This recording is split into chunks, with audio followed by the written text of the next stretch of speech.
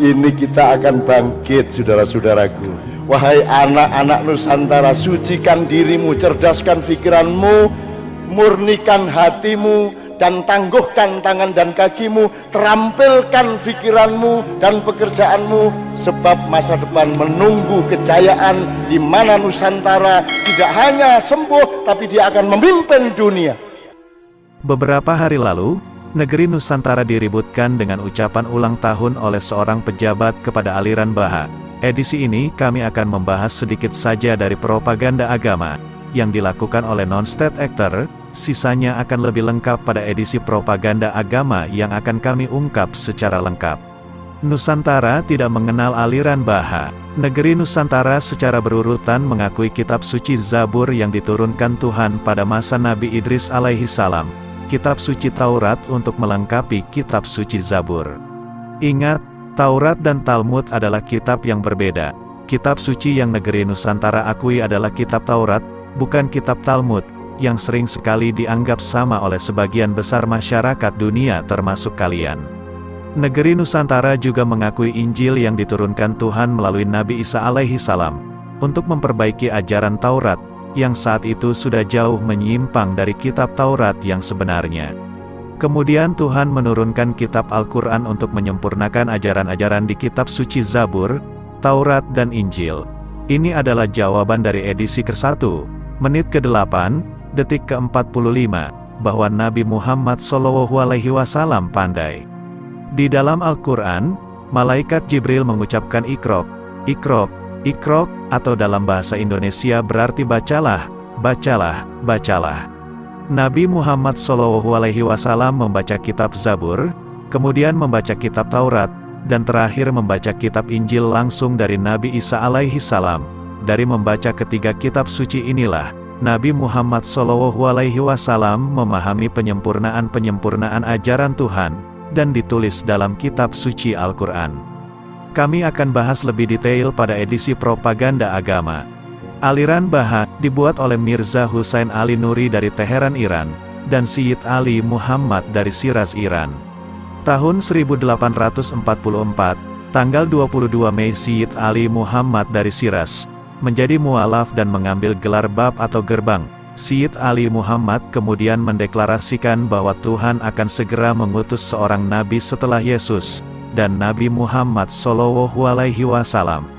Tahun 1863, Syed Ali bersaksi kepada semua orang, bahwa nabi utusan Tuhan sudah tiba.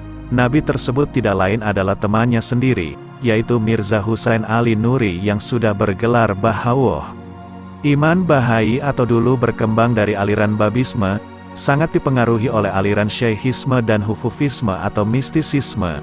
Aliran menyatu dengan Tuhan atau yang mutlak, di negeri Nusantara dikenal dengan ajaran Manunggaling Gusti, menyatunya Tuhan dengan diri manusia.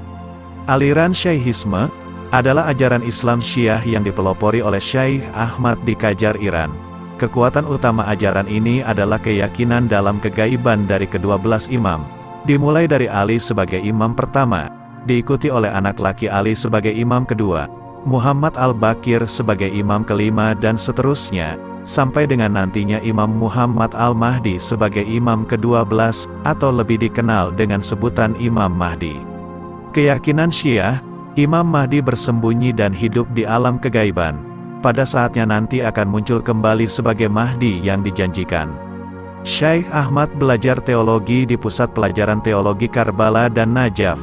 Akar teologi yang sama dengan Kristen Kabalah dan Yahudi Kabalah, yaitu Neoplatonisme. Syekh Ahmad kemudian digantikan oleh anaknya Syekh Qasim Rasti. Sejak kematian Syekh Qasim Rasti, pengikutnya kemudian meneruskan ajaran Syiah melalui Babisme dan Bahai. Untuk Bahais, bab mengisi peran yang sama seperti Elia atau Yohanes Pembaptis dalam kekristenan. Iman Bahai adalah ajaran yang menggabungkan tiga teologi mistis agama menjadi satu, yaitu ajaran Yudaisme, Kristen, dan Islam. Melalui Neoplatonisme, Bahai menganggap agama Yudaisme, Buddha, Kristen dan Islam secara fundamental bersatu dalam tujuan meskipun beragam dalam praktek dan interpretasi sosial.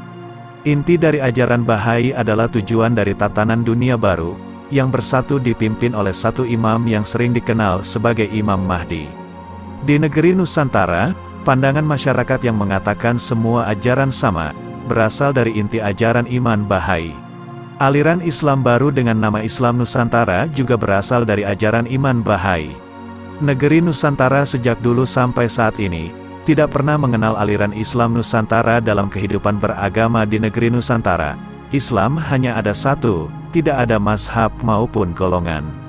Aliran Islam Nusantara sendiri berasal dari perpaduan budaya luhur Jawa dengan Kristen Ortodoks. Kemudian rakyat Nusantara memberi istilah kejawen, untuk membedakan pemeluk agama Islam dengan penganut keyakinan dari perpaduan budaya Jawa, dan ajaran Kristen Ortodoks dari Kiai Tunggul Wulung.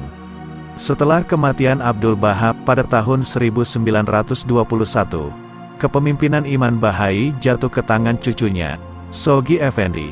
Tahun 1937, Sogi meluncurkan rencana 7 tahunan untuk pengikut Bahai di Amerika Utara. Tahun 1953, Sogi meluncurkan rencana internasional pertamanya yang diberi nama Perang Salib Dunia 10 tahun. Setelah kematian Sogi Effendi tahun 1957,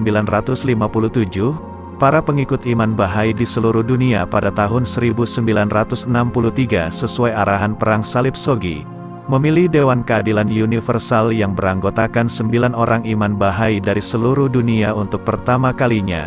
Markas dari Dewan Keadilan Universal Iman Bahai yang disebut sebagai House of Justice berada di kota Haifa, Israel, yang terletak di sebelah makam Bab. Komunitas Bahai tersebar dan berkembang pesat di negara-negara anggota PBB, terbesar ada di India 2,3 juta pengikut, Iran 350.000 pengikut, Amerika 150.000 pengikut, Brazil 60.000 pengikut. Dewan Keadilan Universal Bahai melalui lobi-lobi Rabi Kabbalah Yahudi Zionis mempunyai pengaruh kuat di Perserikatan Bangsa-Bangsa, terbukti dengan pemberian status konsultatif oleh PBB pada organisasi seperti Dana Anak-anak PBB atau UNICEF, Dana Pembangunan PBB untuk Wanita atau UNIFEM, Dewan Ekonomi dan Sosial PBB atau ECOSOC, Program Lingkungan PBB atau UNEP, Organisasi Kesehatan Dunia atau WHO. Ajaran dari iman Bahai sangat banyak dipengaruhi oleh ajaran filsafat Yahudi Kabbalah atau lebih dikenal dengan sebutan Zionis. Pengaruh terbesar berasal dari Musa ben Maimon, seorang rabi Kabbalah, filsuf Yahudi Sephardik, astronom dan dokter pribadi Saladin Sultan pertama Mesir dan Suriah, seorang Muslim Sunni Kurdi. Ajaran dan pemikiran Musa ben Maimon juga banyak mempengaruhi ajaran-ajaran Muslim di Mesir dan Suriah, termasuk salah satu guru besar Universitas Al-Azhar Kairo, Abbas Mahmud Al-Akkad. Kami akan bahas ini secara terperinci pada edisi Propaganda Agama. Ajaran dalam kitab Talmud banyak yang mirip dengan tulisan-tulisan pemimpin iman Bahai. Pada kitab Ibrani, Kristen Ortodoks maupun pemahaman-pemahaman kepercayaan kejawen. Prinsip-prinsip berikut sering dicantumkan dalam ajaran iman Bahai, Ibrani, Kristen Ortodoks maupun aliran kepercayaan kejawen, yaitu Tauhid, kesatuan agama, kesatuan kemanusiaan, kesetaraan antara laki-laki dan perempuan, penghapusan segala bentuk prasangka, perdamaian dunia dan tatanan dunia baru, investigasi independen atas kebenaran, pendidikan wajib universal, bahasa bantu universal, ketaatan pada pemerintah, penghapusan kekayaan dan kemiskinan yang ekstrim, larangan perbudakan. Yahudi Zionis juga mengenal dan memahami prinsip-prinsip tersebut, karena ada dalam kitab Talmud yang jauh lebih lama dibanding iman Bahai. Zionis Yahudi mengenal sebagai ajaran Hams Konun, yaitu monoteisme kepada Yahweh, kesatuan agama, nasionalisme Yahudi, tatanan dunia baru, humanisme, kesatuan kemanusiaan, kesetaraan laki dan perempuan, larangan perbudakan, demokrasi, suara terbanyak adalah suara Yahweh, ketaatan pada pemerintah, sosialisme, penghapusan kekayaan dan kemiskinan yang ekstrim. Berkenaan dengan pelaksanaan prinsip-prinsip tersebut dan dalam upaya mencapai perdamaian dunia, iman Bahai menerapkan pengaturan keamanan kolektif yang melibatkan seluruh dunia. Dan untuk menegakkan perdamaian abadi, iman Bahai memandang harus ada satu imam universal, untuk memimpin seluruh manusia di dunia. Ini juga yang dipahami sebagian besar penganut kepercayaan kejawen, atau istilah barunya Islam Nusantara sebagai Satria Piningit ataupun Imam Mahdi. Iman Bahai meyakini ada 12 orang imam yang merupakan manifestasi atau perwujudan Tuhan menjadi manusia. Para imam ini akan muncul setiap 911 tahun pada saat terjadi kekacauan dan ketidakpastian. Sebagian besar penganut kepercayaan kejawen memahami hal ini sebagai terjadinya goro-goro. Silahkan kalian pelajari semua data yang kami sampaikan ini, di semua literatur yang ada di museum-museum maupun perpustakaan di Amerika, Inggris, Israel, Mesir maupun yang ada di internet dan Wikipedia, pasti kalian akan menemukan kebenaran yang sejati. Dengan penjabaran ini, kami harap kalian bisa jauh lebih bijaksana untuk menentukan sikap terhadap semua hal yang terjadi akhir-akhir ini di negeri Nusantara. Kami juga mohon maaf karena beberapa waktu ini terjadi kendala dengan channel kami. Semoga tayangan ini dan selanjutnya, kami tidak akan mengalami kendala lagi. Pahami asal-usul semua hal, pelajari kebenaran sejarah semua hal, dan kami yakin dengan pemahaman jati diri kalian sebagai rakyat negeri Nusantara, kebangkitan Nusantara dan kesejahteraan rakyat Nusantara akan semakin cepat dirasakan oleh rakyat negeri Nusantara. Kalian harus waspada. Setelah COVID-19, virus buatan non-state actor terbaru bernama Marburg sudah mulai menyebar di Afrika.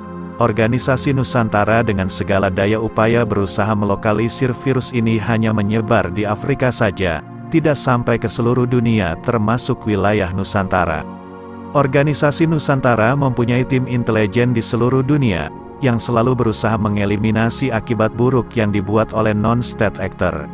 Silahkan kalian lihat di edisi ke-7, menit ke-1, detik ke-5.